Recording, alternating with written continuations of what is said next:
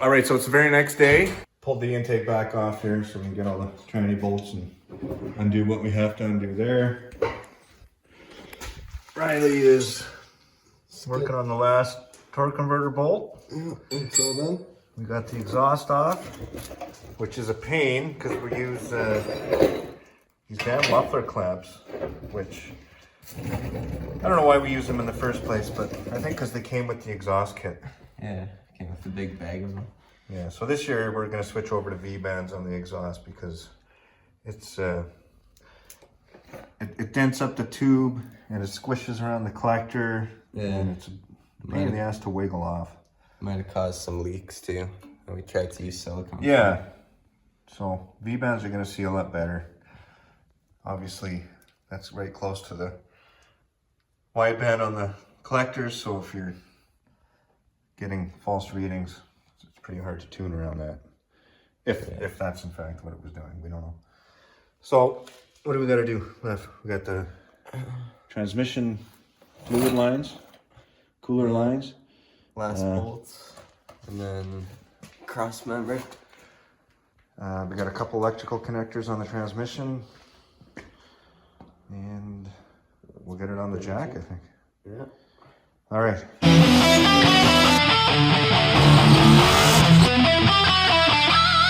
All right, so it's a couple days gone by again here, and we're back. So the motor's out. That was an uneventful process, so we didn't video that. We've gone ahead and pulled the accessories off, intake valley tray and everything else, obviously. But before we pull the heads off, we're just gonna do a leak down test to see if anything, if there's one cylinder to pay extra special attention to or something like that. I don't know, from about halfway through the season to the end of the season, it started using too much oil. quite a bit of motor oil. And I think that was a combination of, well, blow-by obviously, but I also ran the PCV valve back to the throttle body, which I probably shouldn't have done without a catch can of some sort. But anyway, the new parts are gonna be, well, a new to Riley set of Gen 4 flat top rods and pistons. New rings and bearings this time around. We actually got a new set of head bolts to use. Try that out. Usually we reuse head bolts, but for the trans, which is 4L60, which he's got, which is still alive and kicking, we're gonna throw a HD2 shift kit in it with Uncle Rob's help, hopefully. He's the tranny master. And from last year, some time ago, we pulled these 799 heads off at the junkyard, and we actually sent them over to Demas at Atomic Engine, and he put a valve job in on the heads, and he also ground the valves all nice. And then actually, as you can see, me and Riley took the heads to work, and we took 30 thousandths off the surface just to bring the chamber size back down to the same as the 706 heads. Yep. So yeah, it should have, well, with the flat top, should have almost another full point of compression, we're hoping. So what else we got? On the trunnion upgrade kit for the rocker arms too, we got in here. So that's what we're gonna be doing in this video, probably this one, and might take 2 videos. So let's leak this thing down. All right, so the leak down tester, you just want to plug it in. I know it's a little hard to see, but plug it in, set your zero. Ideally, you want 100 psi of air pressure coming in, which we have regulated off our compressor. And you're going to hold it. You want to be on the compression stroke, obviously, of the cylinder. And wow, that's really good. That's like 10% leak right there. I mean, it's definitely not coming out of the valve, so it's just going past the rings. Yeah, that's the hiss you hear. It's just going by the rings, which is normal. But yeah, no, that's impressive to see actually. Maybe we don't want to change the rings. Maybe we just want to run a separator on the PCV valve. Unless we find a really bad cylinder. Yeah, so anyway, we're gonna do that 7 more times, and just to make sure we don't have one that leaked really bad, we could look at that cylinder a little closer if need be, but we'll just move down the line here. The other thing that we have coming that's not here yet is for Christmas. Riley's present was one of the Summit brand SFI balancers. So, I mean, I've never seen it happen, but apparently at higher RPM, these factory ones can come apart, blow up. We don't want that to happen. Yeah, so, and then with that, I'll be able to rev the motor to the moon 7 or more, which is, the cam makes power to, I think, 7, so that'll be good. We're gonna try and prove that. Yeah. All right, so we're finished leaking it down, and I was actually pretty impressed with the results.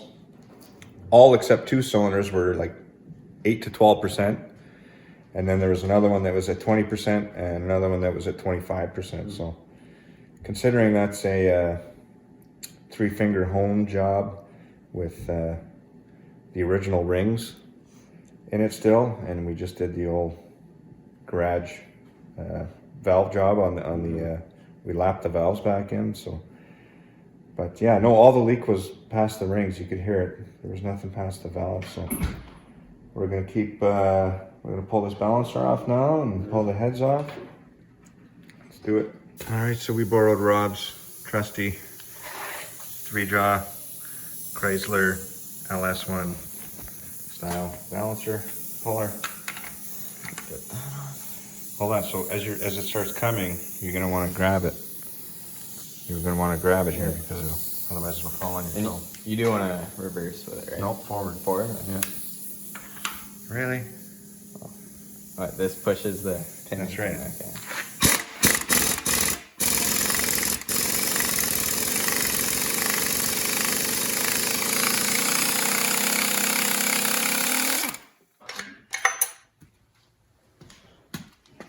So where are we at here, Riley? Got both the heads off, oil pan off. What else do we do? Silent sense. Getting the oil pump off right now, and then start knocking the pistons out.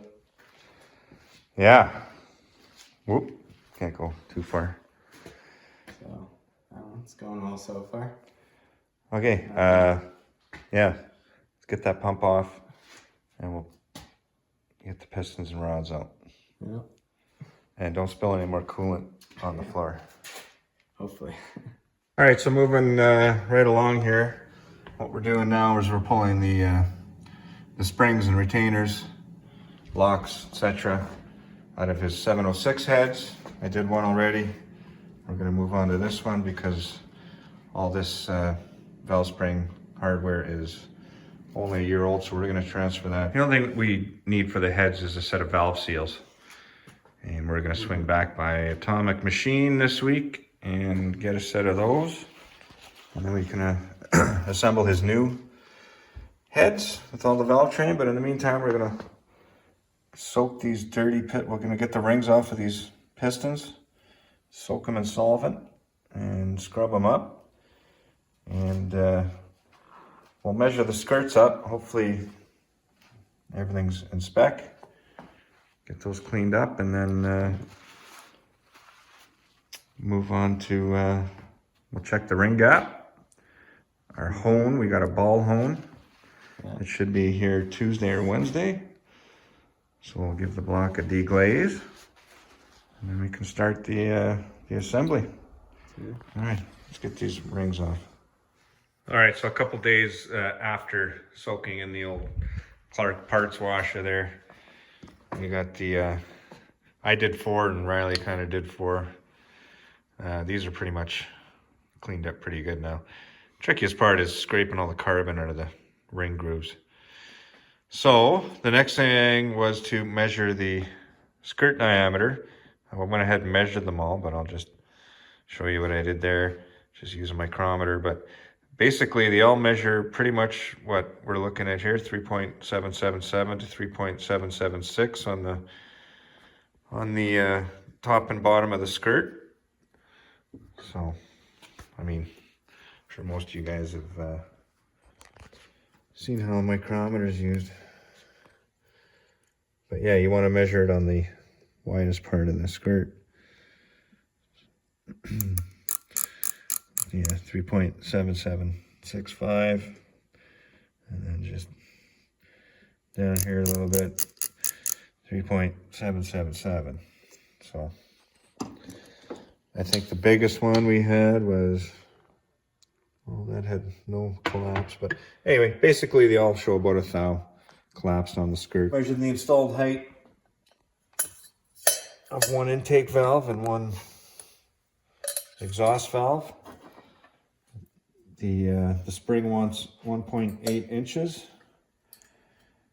and last year they were both wants 1.8 installed height, and on his heads from last year, the 706s, we were at like 1.820. And then for that, all I'm using here is, I call it a telescopic gauge. Some guys call it a snap gauge, but what you want to do there, oh, you know what, I did forget the seat. So then we take our telescopic gauge, I'm going to put the narrow into me, and we'll just let it go free, and then lock it, and just roll it. You know what, I'm going to take it from a different spot here. Rotate it across, like that. And our calipers. So on the intake, it's the same as it was on the 706 heads, 1.822 we'll call it. And the exhaust was 1.810, so we'll probably just leave that there. We could put a 10 thou shim under, or a 20 thou shim under the intake, but I think we're close enough. Still need to get valve seals. And as soon as we get that ball home, which should be tomorrow, we'll get to work on this. Deglaze the block, and then do some ring gap fitting.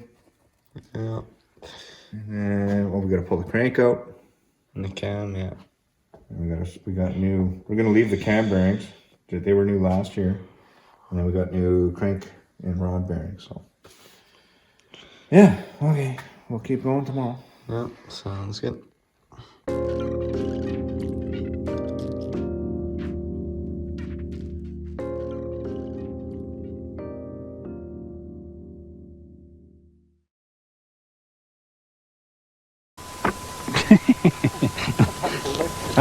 I'm blinded by that fucking hot light.